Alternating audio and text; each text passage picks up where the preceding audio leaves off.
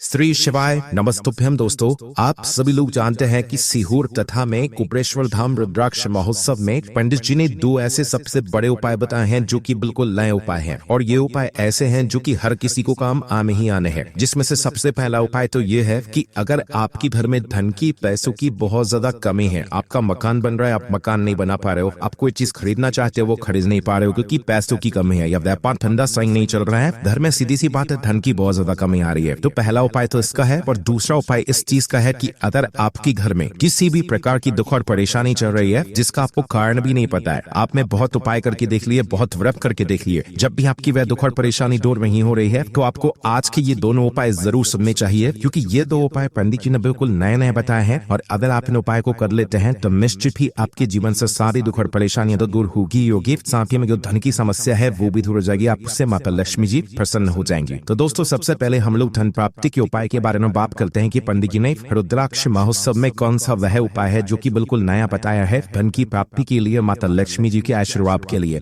तो दोस्तों देखिए, अगर आप लोग मतलब किसी भी काम को कर रहे हैं, आपका वह काम पूरा नहीं हो पा रहा है, उस काम को पूरे होने में धन की समस्या आ रही है, पैसों की समस्या आ रही है, आप मकान बना रहे हो, मकान नहीं बन रहा है, बेटे बेटी की विवाह करना है, शादी करना है, पर पैसा नहीं है, किसी भी प्रकार की धन की समस्या है ना, तो आपको ये वाला उपाय जरूर करना चाहिए। क्योंकि पंडित जी ने रुद्राक्ष महोत्सव की कथा में सीहोर में यहाँ पर बताया हुआ है, बिल्कुल नया उपाय है। अब दोस्तों, ये जो उपाय है ना, जो भगवान शिव जी का और भगवान नारायण जी का है, ठीक है, तो इसमें आपने वो एक नाम ध्यान रखना है जो कि कामता भगवान का है, जो कि आपकी धन की समस्या को दूर करेंगे, पैसों की आवक आपके घर में बढ़ाएंगे, ठीक है। तो कांता भगवान का नाम आप लोग जो है मन ही मन अभी स्मरण में रख लो, क्योंकि इस नाम का हमें जो है उपयोग में आने वाला है। तो देखो, अब इस उपाय की आप लोग सबसे पहले सामग्री सुन लो कि इस उपाय में हमें किस किस चीज की आवश्यकता पड़ने वाली है, क्योंकि बहुत ही बड़ा ये उपाय है और ये उपाय आप लोगों को अभी कहीं पर भी नहीं मिलेगा, इसलिए हम आपको पंडित जी द्वारा समझाए गए उपायों को अच्छे से समझकर इस वीडियो में बता रहे हैं, ठीक है। तो सबसे पहला काम आप करेंगे कि आपको जो उपाय की सामग्री है उसे तैयार करना है।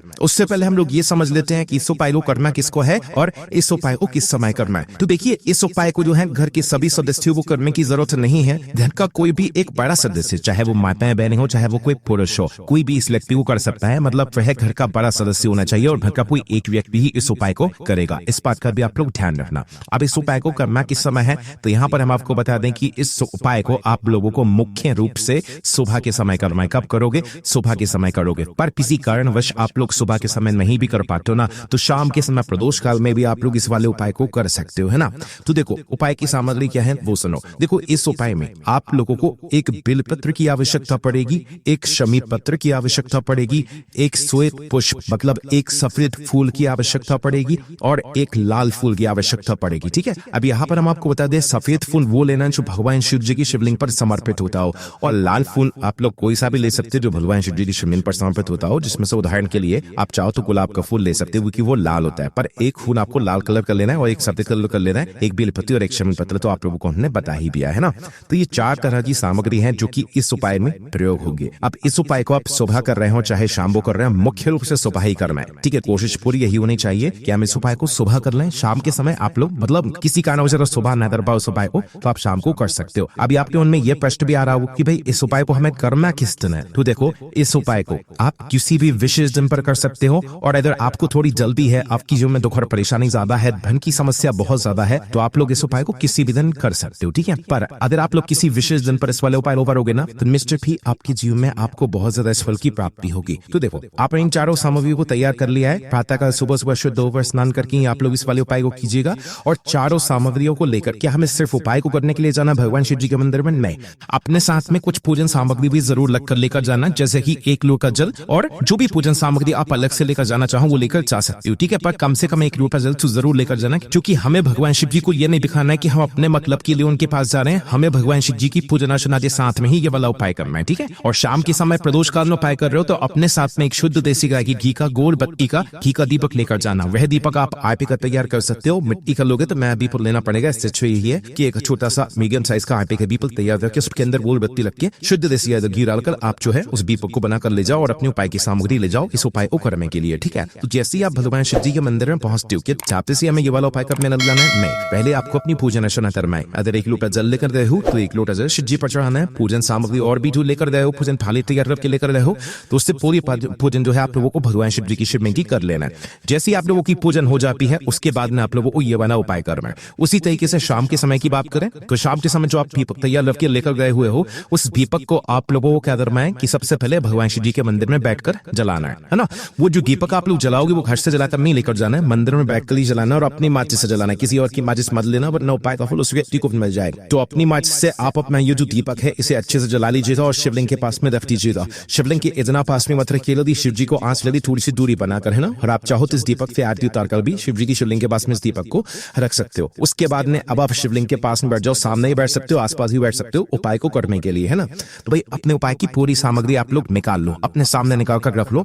और अब करना क्या है, देखो उपाय अब यहाँ से शुरू होता है। तो देखो इस उपाय को करने से पहले सबसे पहले आप भगवान शिव जी की शिवलिंग के ऊपर माता अशोक सुंदरी जी का एक स्थान देख लो, ध्यान से सुन लो। माता अशोक सुंदरी जी का जो स्थान होता है उसे पहले ध्यान से देख लो शिवलिंग के ऊपर, जो कि जलाधारी के बिल्कुल बीचों बीच में होता है। कहां पर होता है, जलाधारी के बिल्कुल बीचों बीच में जो स्थान होता है वो होता है माता अशोक सुंदरी जी का स्थान। तो देखिए जब भी आप इस उपाय को करें तो ध्यान दीजिएगा कि आपको कांता भगवान का नाम जरूर लेना है। कांता भगवान का नाम लेते हुए ही आपको इस वाले उपाय को पूरा करना है, ठीक है। और शिव और नारायण का नाम भी आप लोगों को साथ में लेते जाना है। इस बात का आप लोगों को ध्यान रखिएगा, कांता भगवान और शिव और नारायण का नाम लेते हुए ही आप लोगों को ये वाला उपाय करना है। आप लोग कांता चक्र भी नाम ले सकते हो और कांता भगवान भी नाम ले सकते हो। शिव और नारायण तो आपको नाम लेना ही लेना है। अब आपको क्या करना है, सबसे पहले अपनी एक बेलपत्र लेना। एक बेलपत्र को आपको माता अशोक सुंदर जी वाले स्थान पर समर्पित करना है, जिसमें कि इस बेलपत्र की डंडी का मार्ग जलाधारी की तरफ होगा जहां से जल बहता है और नीचे गिरता है। उस तरफ पर के आप लोगों को इस एक बेलपत्र को माता अशोक सुंदर जी वाले स्थान पर समर्पित कर देना है। उसके बाद बात आती है शमी पत्र की। तो इस एक शमी पत्र को भी आप लोगों को माता अशोक सुंदर जी वाले स्थान पर समर्पित करना है। शमी पत्र की डंडी का मुख भी आपको जलाधारी की तरफ करके रखना है जहां से जल बहता है और नीचे गिरता है। उसके बाद में दोस्तों अब आपको अपना वह सफेद फूल निकाल लेना है, ठीक है। सफेद फूल भी आप लोगों को भगवान शिव जी के माता अशोक सुंदर जी वाले स्थान पर समर्पित करना है, ठीक है। खिला हुआ भाग इसमें जो होगा वो शिवलिंग की तरफ होगा, खिला हुआ भाग शिवलिंग की तरफ, और जो डंडी का भाग होगा फूल की वो खिलाधारी की तरफ पीछे की साइड हो जाएगा, ठीक है। तो एक सफेद फूल जैसे समर्पित करते हो, उसके बाद आखिरी में एक लाल फूल जो आप ये कराए हो उस लाल फूल को आप लोग समर्पित कर देना। लाल फूल को समर्पित जैसे आप लोग कर देते हो तो वहीं पर भगवान से हाथ जोड़कर आंखें बंद कर श्री शिवाय नमस्तुभ्यम बोलकर अपनी वह मनोकामना बोलना जो कि धन से जुड़ी हुई है आपकी, जिस मनोकामना के लिए आप लोग अपना यह वाला उपाय कर रहे हो। यह उपाय विशेष रूप से धन प्राप्ति के लिए है, धन की समस्या को दूर करने के लिए है। अगर आपका कोई काम नहीं बन रहा है, आपकी घर में पैसों की आवक बिल्कुल भी नहीं है, तो भाई आप लोगों को ये वाला उपाय जरूर करना चाहिए। किसी विशेष दिन पर भी कर सकते हो, और जरा ज्यादा जल्दी है तो किसी भी दिन वह अच्छे से मतलब टाइम में सुबह के समय आप लोग इस वाले उपाय को कर सकते हो, ठीक है। और यहाँ पर ये वाला उपाय पूर्ण हो जाता है। भगवान से प्रार्थना करके विनती कर दूर देकर अपने घर आप लोग वापस आ सकते हो और यहाँ पर आपका उपाय पूरा हो जाता है, ठीक है। तो ये तो बात हो गई धन प्राप्ति वाले उपाय की, जो कि पंडित जी ने रुद्राक्ष महोत्सव में सीहोर वाली कथा में उपाय बताया था। अब दोस्तों बात करते हैं एक दूसरे उपाय के बारे में जो कि रुद्राक्ष महोत्सव के अंतर्गत ही बताया गया था। ये भी बिल्कुल नया उपाय है और ये उपाय पहले में ही बताया गया। इस उपाय को करने से आप ही घर में चाहे कैसी ही दुख और परेशानी क्यों ना चल रही हो, चाहे लड़ाई झगड़ा होता हो, चाहे घर में मतलब बिल्कुल भी प्रेम भाव ना बचा हो, पता नहीं आपके घर में कुछ ना कुछ ऐसा होता ही रहता है जिससे कि आप परेशान हमेशा होते ही होते हैं ना। तो अगर ऐसी कुछ दुख और परेशानी आपके घर परिवार में चल रही है तो भाई आप लोगों को ये वाला उपाय कर लेना चाहिए, क्योंकि इस एक उपाय को करने से अगर आपके घर में पितृ दोष भी है, कालसर्प दोष भी है, या वास्तु दोष भी है, या मंगल दोष भी है, मतलब किसी भी प्रकार का दोष आपके घर में है और आपको पता नहीं है और दुख और परेशानी उसी दोष की वजह से आ रही है, तो भाई आपको पता करने की जरूरत नहीं है, आपको बस ये एक उपाय कर लेना है। इस उपाय को करने के बाद आप इस सारे प्रकार की जो दोष होंगे वो मिट जाएंगे। आपको कोई उपाय अलग से करने की जरूरत नहीं है, मात्र इस एक उपाय को कर लो, सारे दोष मिट जाएंगे, दुख और परेशानी तो फिर अपने आप ही दूर हो जाएगी, ठीक है। अब इस उपाय में क्या करना है, देखो ये उपाय थोड़ा समझने वाला है, इसलिए ध्यान से समझना, उसके बाद भी करना, ठीक है। तो देखो इस वाले उपाय को भी आप किसी भी दिन कर सकते हो, पर इस उपाय को करने का जो समय है वो मुख्य रूप से सुबह का समय है, और सुबह के समय ही आप लोग पाता है इस उपाय को करना। 10, 11, 12 बजे तक भी अगर उपाय को करोगे तो भी चल जाएगा, कोई दिक्कत वाली बात नहीं है। इस उपाय को भी किसी विशेष दिन पर करोगे तो ज्यादा बेहतर है, और वैसे भी कर सकते हो, ठीक है। और इस उपाय को जो कौन करेगा, माताएं बहनें करेंगी, जो की भरी माताएं बहनें हैं, उन माताओं बहनों से कोई भी एक माता बहन जो है इस वाले उपाय को कर सकती है। अब इस उपाय में हमें जरूरत किस चीज की पड़ेगी वो सबसे पहले आप लोग सुन लो, है ना।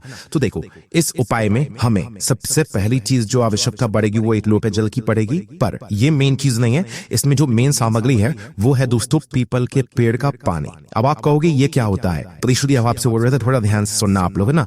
तो देखो जब भी आपने देखा होगा जहां पर भी पीपल का पेड़ लगा हुआ होता है तो पीपल के पेड़ के नीचे आप लोग देखना आपको कुछ गीला गीला सा निशान हमेशा देखने को मिलता है, ठीक है। तो वो गीला गीला सा निशान किसका होता है, वो पीपल के पेड़ का पानी का होता है, जो पानी के जैसा दिखने वाला कोई चीज होती है जो कि पीपल के पेड़ से ही जो है नीचे गिरती है ना।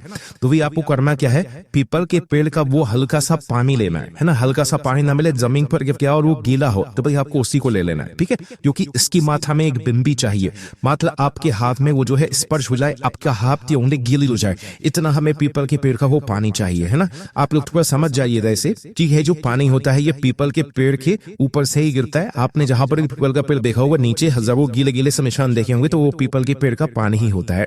तो आपको खतर में उस पानी की एक बूंद ले लेनी है, या जहां पर वो पानी गिर रहा हो भाई आपको थोड़ा सा उसे झेल लेना है, हल्का सा चाहिए, बिल्कुल हमें एक उंगली की बिंदी के बराबर चाहिए, ठीक है। तो आपको क्या करना है कि उस पीपल के पेड़ के पानी को जो है लेकर आ जाना है, किसी एक छोटी सी कटोरी में जो है उसका हल्का सा स्पर्श करके रख लेना ताकि वो आपकी उंगली में सूख ना जाए, है ना। किसी पात्र में अलग से थोड़ा सा उसका स्पर्श कर लेना ताकि हल्का सा जो है गीला गीला आपके उस पात्र में हो जाए, ताकि शिव जी के मंदिर में जाकर आप लोग उपाय कर सको, ठीक है। तो भाई जो पीपल के पेड़ से स्लो पानी गिर रहा है भाई उसको थोड़ा सा आप लोगों को रख लेना है अपने साथ में, और एक लोटा जल घर से भर कर लेकर आना है, वो आपको अपने साथ में रख लेना है, और अपने घर के पास में जो भी शिव मंदिर हो वहां पर चले जाना है।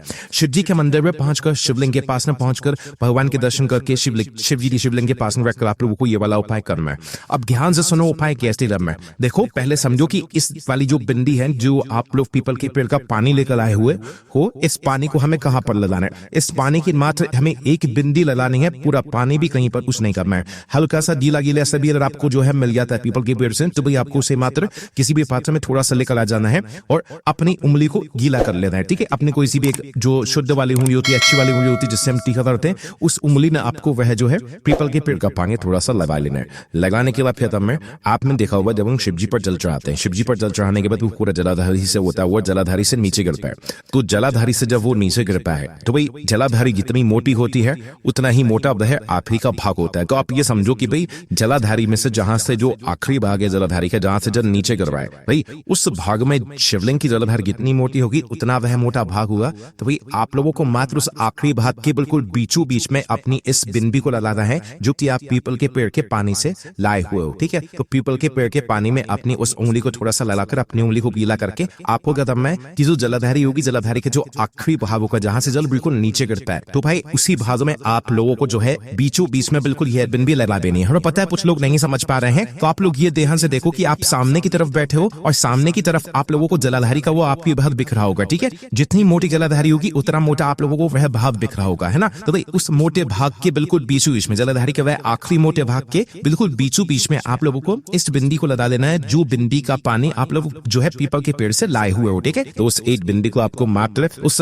जलाधारी के आखिरी भाग के बिल्कुल मोटे मोटे से जो भाग होगा कहीं उसके बीचों बीच में लगा देना है, और बीचों बीच में लगाने के बाद फिर अपना वह एक लोटा जल निकालना है और शिव जी की शिवलिंग के ऊपर आपको एक भारा से धीरे धीरे करके चढ़ा देना है, ठीक है। और ध्यान रखना जब आप लोग अपनी यह बिंदी लगा रहे हो उस मतलब जलाधारी के भाग में, तो आपको क्या करना है कि अपना नाम और अपना गोत्र भी विशेष रूप से बोलना जब आप उस बिंदी को जलाधारी के आखिरी भाग के बिल्कुल सामने की तरफ बीचों बीच में लगा रहे हो, ठीक है। अपना नाम और अपना गोत्र बोलकर इस बिंदी को लगाइएगा, उसके बाद में एक लोटा जल लीजिएगा, फिर उसे शिवलिंग पर चढ़ाइएगा। शिवलिंग पर एक भारा से चढ़ाइएगा, धीरे धीरे करके चढ़ाइएगा। जैसे ही आपका वह जल चढ़ जाता है भगवान शिव जी के पास में 2 मिनट बैठिएगा, अपनी दुख और परेशानी भगवान शिव जी से थोड़ा निवेदन कीजिएगा और उनसे बोलिए भगवान शिव जी आपका आशीर्वाद कीजिए, हमारे घर में जितनी भी प्रकार की दुख और समस्या चल रही है, कोई दोष भी लगा हुआ है तो हमें उस दोष से मुक्त कीजिए और आपका आशीर्वाद हमें प्रदान कीजिए। ऐसी आपको भगवान से प्रार्थना करके भगवान को धो देकर वापस अपने घर पर आ जाना है और आपका ये वाला उपाय भी पूर्ण हो जाता है। अब दोस्तों ये दोनों ही उपाय बिल्कुल नए हैं, ये उपाय आपको ज्यादातर नहीं मिलेंगे। हमने आपको इन उपाय को अच्छे से समझाने की कोशिश करी है और हमने आपको इन उपाय को बिल्कुल वैसे ही बताया जैसे पंडित जी ने अपनी सीहोर वाली कथा में या कुबेश्वर धाम रुद्राक्ष महोत्सव वाली कथा में बताया, तो बिल्कुल वैसे ही बताया। कोई भी समस्या का मैं पूछ सकते हो। ओम नमः शिवाय, जय बोले बाल श्री शिवाय, नमस्तुभ्यम।